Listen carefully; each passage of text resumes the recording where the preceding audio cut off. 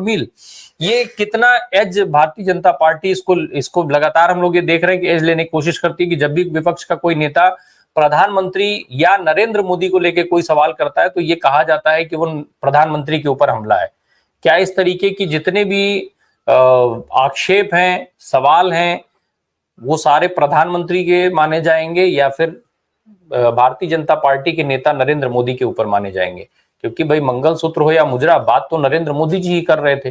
अब वो ये तो फिर भाजपा के लिए बड़ा मामला हुआ ना कि प्रधानमंत्री उसको स्पष्ट करें कि वो बतौर प्रधानमंत्री मुजरा और मंगलसूत्र का बयान दे रहे थे, मुसलमानों की भैंस खोले जाने और आपकी संपत्ति बांट देने का अधिकार जैसी बात कर रहे थे, या फिर भारतीय जनता पार्टी के नेता नरेंद्र मोदी कर रहे थे? राम प्रकाश जी, दरअसल बात ये है कि पहले भारतीय जनता पार्टी के चरित्र को हमें समझना पड़ेगा। मेरा ये मानना है कि भारतीय जनता पार्टी में भारतीय कुछ नहीं है, वो भारतीयता के खिलाफ है उसका सारा चरित्र। भारतीय परंपरा में, भारतीय समाज में किसी का चरित्र हनन और किसी पर अपमानजनक टिप्पणी करना नहीं रहा है, सार्वजनिक जीवन में कभी भी नहीं रहा है इस तरह का, जो आज भाजपा कर रही है। पहली बात, इसलिए वो भारतीय परंपराओं से, भारतीय जीवन से भाजपा का कोई रिश्ता नहीं है, वो हमें समझना चाहिए। दूसरी बात है कि भाजपा पूरे 10 साल में जो कोशिश की वो ही अब कर रही है। वो जैसे राजेंद्रन सर कह ही रहे थे कि मुद्दों पे बात ना हो, बेसिकली पॉलिसी पर चर्चा ना होकर, यानी कि वो संवाद की जगह हुड़दंग को महत्व देती है और वो चाहती है कि हुड़दंगी काम होते रहें, और इसलिए जरूरी है कि लोगों पर अमानवीय किस्म के झूठे आरोप, तंज कसना, ये सब करें। लेकिन मजेदार बात है कि वो इसमें इस बार फंस रही है। पहली बात तो यह है कि राहुल गांधी अब वे राहुल गांधी नहीं रहे हैं जिस पे भाजपा ने 10 साल पहले एक टैग लगाया था और पूरा कॉर्पोरेट लग के उस टैग को 10 साल तक सोशल मीडिया में जनमानस तक पहुंचाने की कोशिश की। राहुल गांधी बहुत मैच्योर हो गए हैं और भारत की जनता के जनमानस को समझते हैं। कांग्रेस और राहुल गांधी कभी ये नहीं चाहते कि उनकी नीतियों के आधार पे हम कह सकते हैं कि नरेंद्र मोदी पर किसी तरह का इस तरह की चर्चाओं में उलझा जाए, लेकिन नरेंद्र मोदी ने मजबूर कर दिया कि ये जो बैल वाला है और ये जो मंदबुद्धि और मूर्खता वाला है, वो सब वो एक टेक्टिकल और एक थोड़ी अल्पकालिक रणनीति के तौर पे वो कभी ट्विटर वगैरह पर आ रहा है।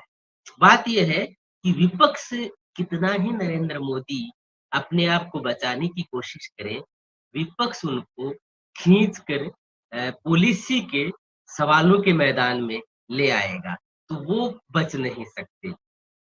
दूसरा, एक अलग तरह से नरेंद्र मोदी की राजनीति को देखें तो वो ये है कि इस बार वो इतने कॉन्फिडेंस उनका लूज था कि जब व्यक्ति का कॉन्फिडेंस लूज होता है तो उसको साइकोलॉजिकल सपोर्ट देने के लिए इसी तरह का रचा जाता है कि उसको कहा जाए कि बाकी सब बच्चे हैं और तुम बहुत बड़े हो, है ना। तो हुआ उल्टा है। इन सब बातों से नरेंद्र मोदी बोने नजर आते हैं और राहुल गांधी का कद बढ़ता हुआ नजर आता है। एक ठीक है, मान लेते हैं कि नरेंद्र मोदी कह रहे हैं कि बच्चे हैं। क्या इस देश के बच्चे संवेदनशील नहीं होते? क्या दुनिया के बच्चे समझदार नहीं होते? क्या बच्चों को बोलने का हक नहीं है? नरेंद्र मोदी बच्चों के अगेंस्ट क्यों है? राम प्रकाश जी, पूछना चाहिए उनको पूछना चाहिए कि आप बच्चों के भविष्य को लेकर नीट पे आप जवाब नहीं दे रहे हैं, आप क्यों इतना बच्चा विरोधी है? बच्चों के बिना किसी समाज की कल्पना कर सकते हैं क्या नरेंद्र मोदी कभी? ये एक बचपन का अपमान है। आप सोचिए, दुनिया का हर इंसान अपना एक खूबसूरत लम्हा बचपन के रूप में जीता है, उसको आप अपमानित करना, ये ये ये बहुत खतरनाक संकेत है कि आप जी तो आप कह रहे हैं, और बच्चा किसको कह रहे हैं? आप कह रहे हैं कि सहज निर्मल बात को आप बच्चा कह रहे हैं। तो क्या मोदी जी मनुष्य को षड्यंत्रकारी, संदीप सर, मनुष्य को धूर्त ही हो जाना चाहिए क्या? क्यों नहीं संदीप उसको सर, करना आप चाहिए? जी, आपकी आपकी बात से मुझे बड़ी एक इंटरेस्टिंग चीज याद आ गई। राहुल गांधी ने मोदी को लेकर के एक बयान दिया। मोदी को मतलब नरेंद्र मोदी की बात नहीं कर रहा हूं मैं, मोदी सरनेम वाली बात कर रहा हूं। मोदी सरनेम को लेकर एक बयान दिया। उस बयान पर राहुल गांधी में गुजरात में मुकदमा होता है, 2 साल की सजा होती है, राहुल गांधी की संसदीय सदस्यता चली जाती है, राहुल गांधी का घर खाली करा लिया जाता है। वो उधर फैसला सुनाया जाता है, गुजराती में लिखा हुआ फैसला तुरंत अंग्रेजी हिंदी में ट्रांसलेट होकर लोकसभा तक पहुंच जाता है, चिट्ठी जारी हो जाती है। एक मोदी का नाम, एक मोदी शब्द के इस्तेमाल से अगर इतना बड़ा मुकदमा हो सकता है, तो क्या बालक बुद्धि को लेकर के बालकों की तरफ से मुकदमा नहीं हो सकता है? क्या बालक बुद्धि को लेकर के जिस तरीके का मजाक अब बनाया जा रहा है, उस हिसाब से बालकों की तरफ से या बालकों के अभिभावकों की तरफ से कि भाई हमारे इससे बालक प्रभावित होते हैं, बालक ये समझना चाहते हैं कि आखिर बालक बुद्धि में खराबी क्या है, अब हम क्या समझाएं, हमारे पास क्या विकल्प है, हमको समझाइए। तो फिर इसको लेकर के तो बालक और बालक के तमाम बालकों के तमाम अभिभावक जो है उनके पास भी ये खुला ऑप्शन है कि वो जाएं, उसको चैलेंज करें कि आखिर आप ऐसा कैसे कह सकते हैं। तो ये भी एक समस्या है आखिर। और फिर चूंकि कांग्रेस ने जिस शब्द का इस्तेमाल किया है, बैल बुद्धि, अब उसने कहना शुरू कर दिया है। तो वैसे तो बैल चूंकि जानवर है और हालांकि वो किसानों और इनसे संबंधित है, लेकिन चूंकि सबको पता है कि बैल बुद्धि मोटी बुद्धि वाले लोगों के लिए कहा जाता है, तो भाई अब उनके पास तो ये ऑप्शन है नहीं कि वो बैल से जाकर के मुकदमा करवा लें। लेकिन यहाँ तो भाई कांग्रेस के पास या बाकी राजनीतिक दलों के पास, तमाम समाज सेवी संगठनों के पास और संस्थाओं के पास ये ऑप्शन खुला हुआ है कि भाई इसके लिए वो कोर्ट का रुख करें और ये समझें कि भाई हम नरेंद्र मोदी पर मुकदमा करें या प्रधानमंत्री पर मुकदमा करें। क्या इस तरीके के जो शब्द हैं, ये शब्द अपने आप में समाज को, सामाजिक लिहाज से अगर हम देखें, सामाजिक तौर तरीकों के लिहाज में देखें, सामान्य जनजीवन में देखें, तो ऐसे शब्दों के इस्तेमाल से प्रधानमंत्री को बचना चाहिए था निश्चित तौर पर। और एक तो पहले प्रधानमंत्री ने सदन के अंदर बोला, उसके बाद भारतीय जनता पार्टी ने अब उसको लेकर के एक नया मामला सेट कर लिया कि वो अब उसको सोशल मीडिया पर ट्रेंड कराने लग गए। अरे भाई, एक चीज एक बार कह दी गई, कम से कम उसको बाद में, आप बतौर प्रधानमंत्री, आपके लिए बालक से लेकर के और वृद्ध तक सारे लोग इस देश के नागरिक हैं, सबके अपने अपने अधिकार हैं, आपको तो ये समझना चाहिए था। इससे मैं तो नरेंद्र मोदी के बारे में इस देश के बच्चों को कुछ कहना चाहता हूँ कि देखिए, अब आपके पास एक बहुत अच्छा समय है समझने के लिए कि नेहरू क्यों बच्चों में लोकप्रिय थे, नेहरू से क्यों नरेंद्र मोदी नफरत करते हैं, क्यों बार बार, वो इसीलिए कि उनकी सहजता और उनकी संवेदनशीलता बिल्कुल नरेंद्र मोदी को पसंद नहीं है। तो बच्चे अपना विरोध दर्ज करवा सकते हैं, और वो दर्ज करवाने का एक बहुत आसान सा तरीका इस देश के बच्चों को मैं बता सकता हूँ।